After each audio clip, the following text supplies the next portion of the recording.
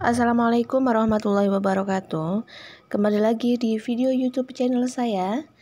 Pada video kali ini saya akan berbagi tentang materi, soal, dan pembahasan tentang kompetensi teknis atau pedagogik P3K Guru tentang teori belajar. Dimana yang saya bahas pada kali ini yaitu ada teori belajar behaviorisme, kognitivisme, kemudian konstruktivisme, humanistik, dan sibernetik. Kelima contoh teori belajar ini harus kalian pahami ya teman-teman, karena pada kompetensi teknis P3K Guru atau pada SKB tentang teori belajar ini sering kali keluar ya teman-teman. Untuk itu simak videonya sampai akhir agar kalian bisa memahami tentang teori belajar ini. Untuk teman-teman jangan lupa subscribe dan bunyikan notifikasi loncengnya agar tidak ketinggalan video-video terbaru dari saya. Oke, lanjut. Kita akan membahas tips mengingat kata kunci dari masing-masing teori belajar. Yang pertama ada teori belajar behaviorisme. Kata kunci dari teori belajar behaviorisme itu yaitu tingkah laku. Jadi, cara menghafal dengan mudahnya adalah BT. B itu behaviorisme dan T itu tingkah laku. Jadi behaviorisme itu berarti tingkah laku dan cara menghafalnya itu BT. Kemudian yang kedua ada kognitivisme. Kognitivisme itu kata kuncinya adalah pengetahuan. Cara mudah menghafalnya yaitu kopeng. Kognitivisme, pengetahuan. Mudah ya teman-teman. Yang ketiga ada konstruktivisme. Kata kuncinya yaitu membangun. Jadi cara menghafalnya yaitu truk bangun, konstruktivisme, dan membangun. Yang keempat ada humanistik. Humanistik itu kata kuncinya adalah manusia.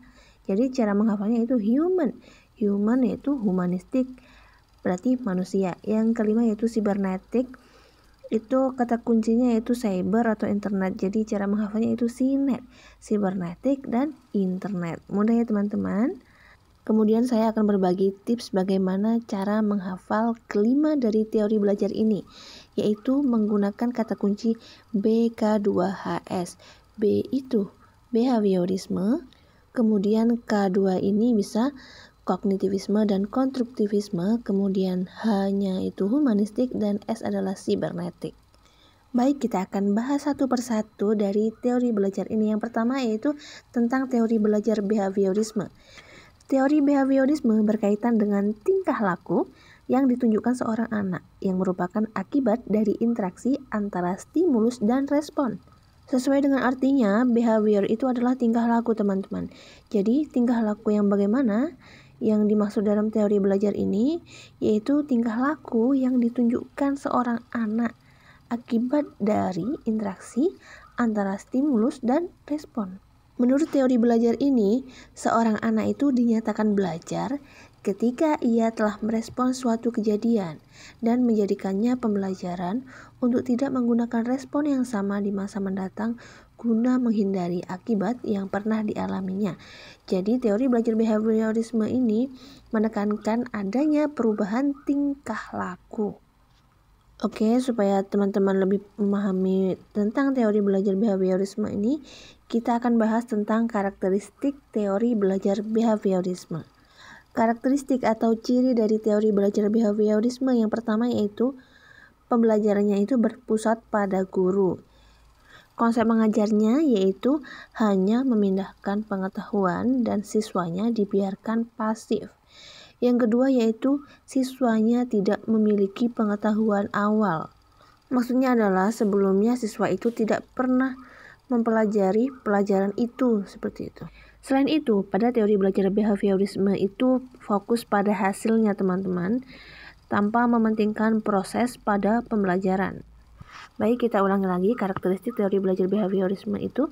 Yang pertama yaitu siswanya pasif. Yang kedua, siswanya tidak memiliki pengetahuan awal, dan yang ketiga itu fokus pada hasilnya.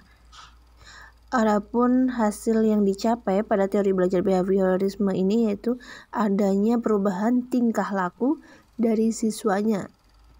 Contohnya, guru menganggap bahwa peserta didik itu berhasil atau dikatakan mampu menulis jika ia mampu menulis huruf abjad A sampai Z sesuai yang dicontohkan guru di papan tulis. Jadi menurut teori belajar ini, peserta didik yang tidak mampu menulis tidak dikatakan belajar. Oke, selanjutnya saya berikan contoh soal teori belajar behaviorisme ini. Soal yang pertama.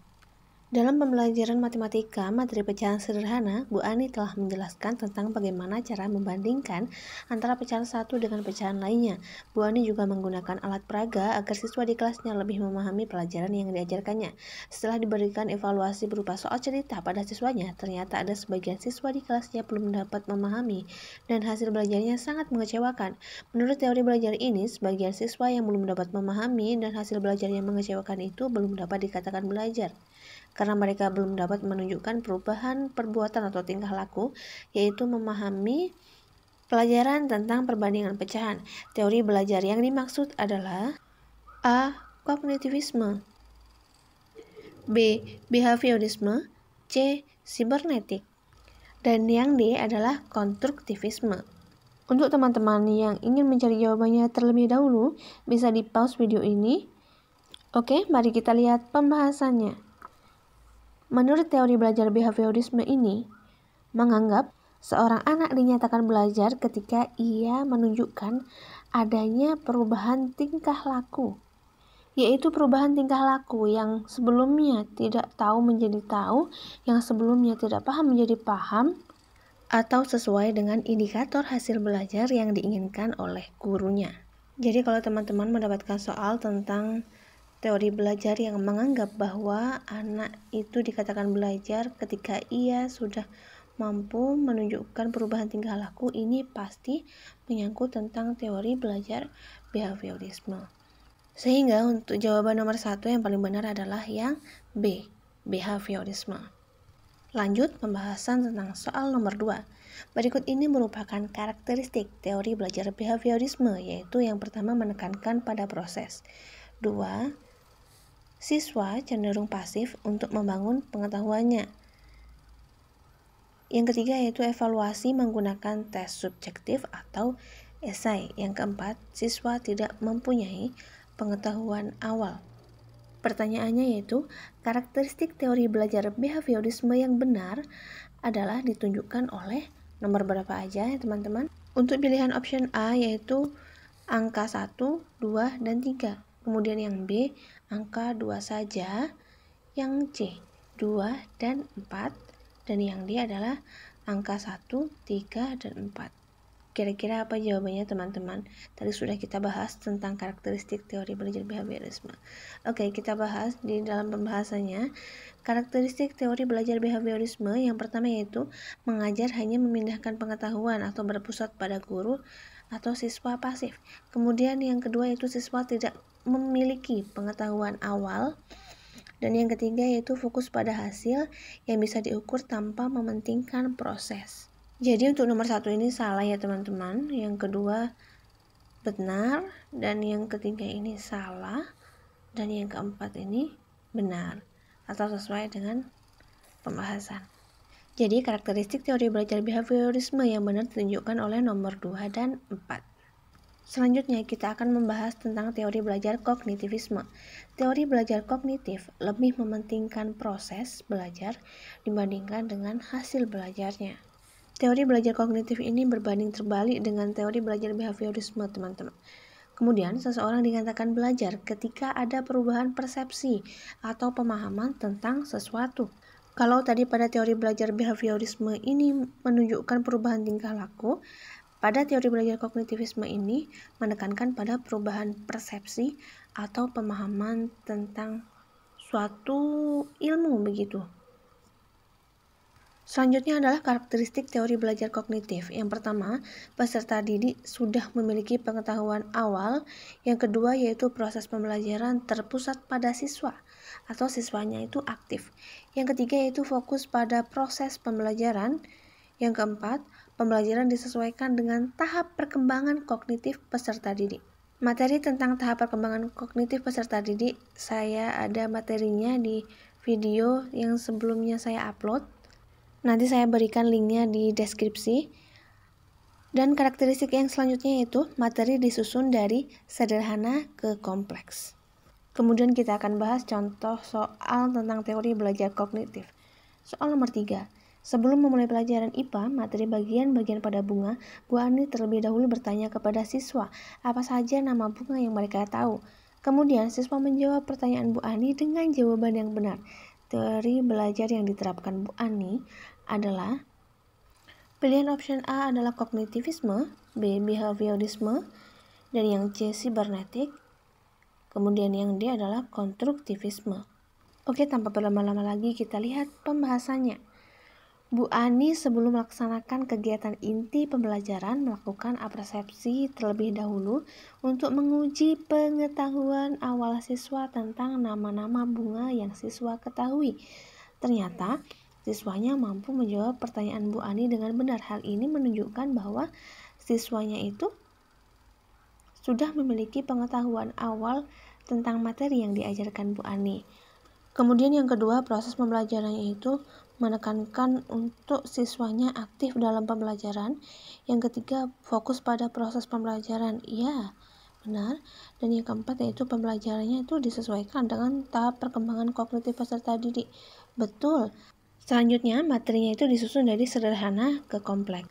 Jadi sebelum membahas tentang bagian-bagian pada bunga, Bu Ani terlebih dahulu membahas tentang nama-nama bunga yang diketahui oleh siswa. Jadi memang disusun dari sederhana ke kompleks. Jadi jawaban yang benar menurut saya adalah yang A. Teori belajar yang diterapkan Bu Ani itu menyangkut tentang teori belajar kognitivisme. Kemudian kita bahas soal yang kedua yang menyangkut tentang teori belajar kognitif. Soal nomor 4. Dalam kegiatan pembelajaran, keterlibatan siswa secara aktif sangat penting. Proses pembelajaran akan berjalan dengan baik jika materi pelajaran atau informasi baru beradaptasi dengan pengetahuan atau pengalaman yang telah dimiliki siswa. Kegiatan pembelajaran di atas sangat erat kaitannya dengan teori belajar. A. Behaviorisme, B. Sibernetik, C. Kognitivisme, dan yang D adalah konstruktivisme. Oke, langsung kita lihat pembahasannya. Dalam teori belajar kognitif, kegiatan pembelajaran sangat memerlukan keterlibatan siswa secara aktif, dan proses pembelajaran akan berjalan dengan baik jika materi atau informasi baru beradaptasi dengan struktur kognitif atau pengetahuan atau pengalaman yang telah dimiliki siswa. Untuk teman-teman ketahui bahwa proses adaptasi informasi baru dengan pengetahuan atau pengalaman yang telah dimiliki siswa itu disebut dengan asimilasi. Materi ini sudah saya bahas di video saya sebelumnya. Yang belum menonton silahkan nonton supaya memahami. Jadi kalau ada soal tentang pengetahuan, ini pasti menyangkut tentang teori belajar kognitif. Jadi jawaban yang paling benar pada soal nomor 4 ini adalah C, teman-teman, kognitivisme. Selanjutnya kita akan bahas tentang materi teori belajar konstruktivisme. Teori belajar konstruktivisme adalah proses pembentukan atau konstruksi pengetahuan oleh peserta didik itu sendiri. Peserta didik harus aktif selama kegiatan pembelajaran, aktif berpikir, menyusun konsep, dan memberi makna tentang hal-hal yang sedang dipelajari. Terwujudnya gejala belajar ditentukan oleh niat belajar peserta didik itu sendiri. Adapun peranan guru dalam teori belajar konstruktivisme adalah membantu memfasilitasi agar proses pengkonstruksian pengetahuan oleh peserta didik berjalan lancar. Guru tidak mentransfer pengetahuan yang telah dimilikinya, melainkan mendampingi peserta didik untuk membentuk pengetahuannya sendiri dan dituntut untuk lebih memahami jalan pikiran atau cara pandang peserta didik dalam belajar. Kemudian karakteristik teori belajar konstruktivisme yang pertama yaitu peserta didik aktif membangun konsep-konsep. Yang kedua yaitu peserta didik sudah memiliki pengetahuan awal. Jadi sebelumnya sudah ada pengalaman atau pernah baca atau pernah disinggung dalam pelajaran sebelumnya. Jadi intinya sudah memiliki pengetahuan awal. Untuk karakteristik yang ketiga, peranan guru hanya sebagai fasilitator agar proses pengkonstruksian pengetahuan peserta didik berjalan lancar.